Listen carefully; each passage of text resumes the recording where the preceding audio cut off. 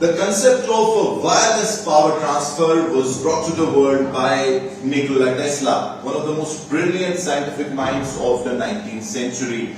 Right now, it's still a work in progress, and I am right now in the Institute of Technology, Kashmir University. It's the Zapura campus, and I have two brilliant minds with me. Today, they'll show us that they have also done a lot of research on this, and we'll show you how this works. Basically, in front of us is one such mechanism. Now, this is wireless transfer of power.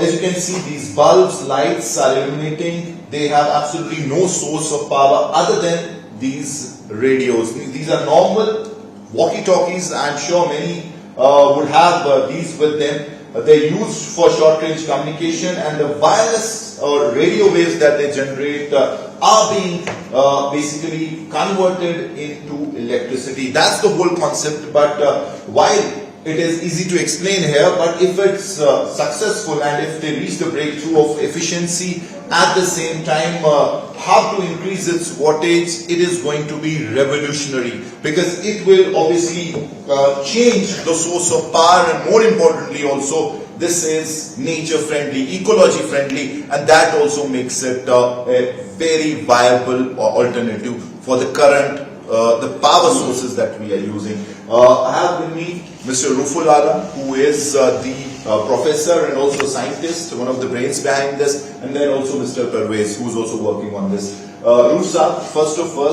we'll straight away go to the demo. And while you give us the demo, you'll tell us what exactly this is. Now, I explained a bit, but please tell us more about this. Okay, this is a normal radio that is used for walkie-talkie communications. Okay.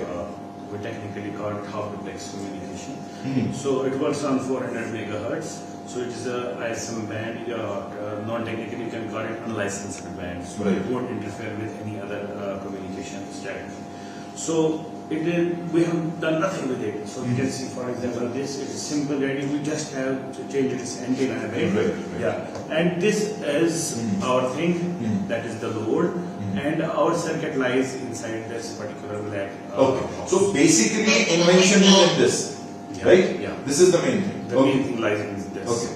Okay. So now when we are talking on this walkie-talkie, so obviously radio waves are going from this transmitter to the receiver. To the other. Okay. Yeah. So our circuit just catches it and converts it to the power. Correct. So for example, if I put it on, okay, I'm communicating with someone. Right. So and this particular bulb, it is in the vicinity of this. Okay. As we go towards our transmitter, its brightness will increase. As we go away from it, it will decrease a bit. Right. So our main work is to keep it increased. So to increase the efficiency of this particular circuit. Okay. So how close are you right now to that? So actually, what is our innovation? Our innovation is that we are coupling two things. Okay. So we are coupling the main supply that is coming from our batteries with this thing that is the wireless transfer. Okay. And this is limitless. Yeah. So as to mitigate that lacuna that lies inside, that we call as efficiency drop. Okay. So the efficiency drop in wireless power transfer, we are mitigating it by putting something that we call as over unity method. That's actually coupling the ambient RF energy with the energy that we are providing. So in layman's language, obviously we know right now it's a day and age of radio waves. I mean, we are standing here, sitting here, there could be a million radio waves around. So what you're saying is you are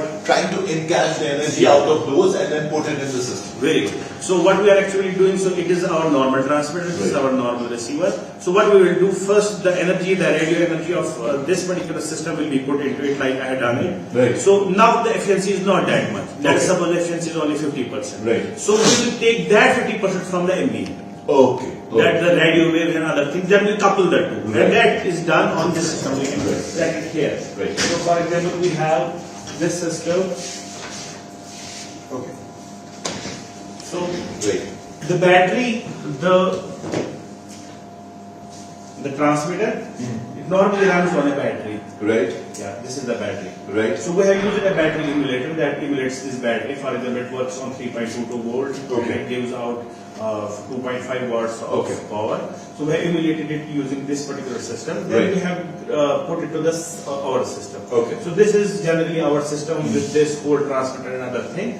Then we are taking, this is again our inverter, and that is the load. Right. So here we are coupling two things. One is the So power. while I do not have the in-depth knowledge of this, but just for our viewers, for the layman, this basically controls the efficiency, and at the same time, whatever energy you have in the form of radio waves, it basically the encapsulates extra this energy here. is taken into this box. Okay. The main energy is taken from this battery, Right, and right. they are coupled. Then you can see that we are running at 250 watt at a lower efficiency, obviously. Right. But we are actually running it only on 250 watt yeah, light. 250 So you watt. are telling us that this light is one running on this, and then the ambient energy. Yeah, That's what you're saying. yeah. Oh, It is running from this battery. That is only the, you can see here it is 2.5 watt. Right. That is being provided to this. right. And it is taking the And ambient the rest energy. of the 240 watt is taken from the Yeah, ambient. rest Okay, of the that's body great. that is Okay. taken in, and This then light we is can running. run this load. Okay. Although it may be running on only 5 to 6 watts, Right. because this 250 watt is a lot of power. Power. But still that is more than what we are getting it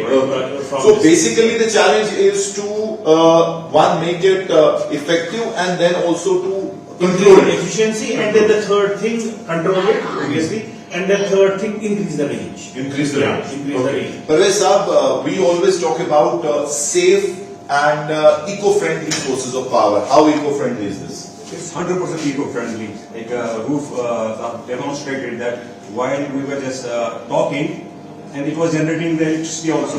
There is no harm at all. There is no harm at all. Yeah. So how close we are? Obviously, this would be something that will be researched worldwide. So this is new. This is first, you're saying. And how close are we to what your mission is? Basically, for example, we should have a system. If you want to run this room, the electrical devices, there, the bulbs. How far are we from making a system which can effectively do this? I can say that if we get the requisite infrastructure, it is only some months out. Some months ago. Yeah. So that would be the first, as far as the world is concerned. We need a requisite infrastructure for that. Okay. Because if we have to go for a testing and analysis of it, this particular band doesn't surface. Right. So we need a bit higher Right. the things that can work on higher, let's suppose 400 megahertz, 1 gigahertz, and different ISM bands, so that we can check its efficiency in different antennas. Right. And it is only 5 to 6 months out.